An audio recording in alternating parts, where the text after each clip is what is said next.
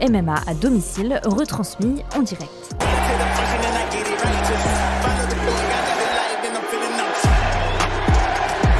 Un événement complètement surréaliste, critiqué jusque dans son propre camp. Tu es super, abonne-toi et continue ta vidéo, merci.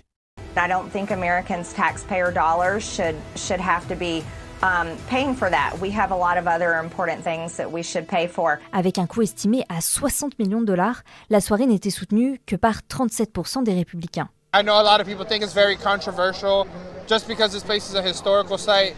I think it's just, the next stepping stool in America's history. Le show est baptisé Freedom 250 car au-delà de l'anniversaire de Donald Trump, il s'inscrit dans le cadre des 250 ans de la déclaration d'indépendance des États-Unis. Et il a commencé dès samedi avec ses démonstrations de saut en motocross.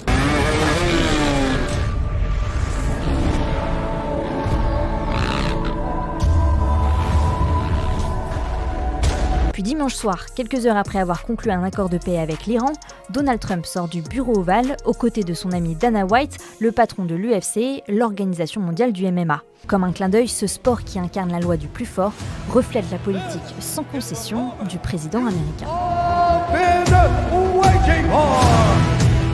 L'arène, placée sous une gigantesque structure en acier surnommée la Griffe, est prête à accueillir 7 combats.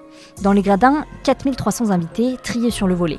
Sont présents Mark Zuckerberg, élu républicain, enfants et petits-enfants de Donald Trump. Quelques mètres plus loin, toujours dans les jardins de la Maison-Blanche, l'événement est projeté gratuitement devant plus de 50 000 personnes. My first UFC event ever. I felt like this was one that I couldn't miss. La soirée est ponctuée d'images invraisemblables. Des combattants s'échauffant dans la salle des chrétiens indiens et traversant différentes pièces de la Maison-Blanche avant d'entrer dans la cage. L'image reprise en boucle sur les réseaux sociaux, c'est celle de l'Américain Josh Hockey se laissant aller après sa victoire. And lastly, Michelle Obama is a man. Am I right, America? Personne ne va le reprendre, il continue sa célébration et passe sa chaîne autour du cou de Donald Trump.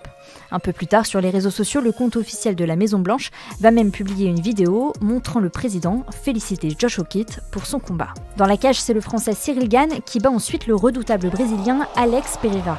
Il s'est imposé de manière spectaculaire par TKO, c'est-à-dire un arrêt de l'arbitre suite à une avalanche de coups. Mais le choc de la soirée, c'est celui qui opposait l'Américain Justin Gaethje à l'Espagnol d'origine géorgienne Ilia Topuria, invaincu avec 17 victoires depuis ses débuts en MMA professionnel. Et c'est l'Américain qui va sortir victorieux à la surprise générale.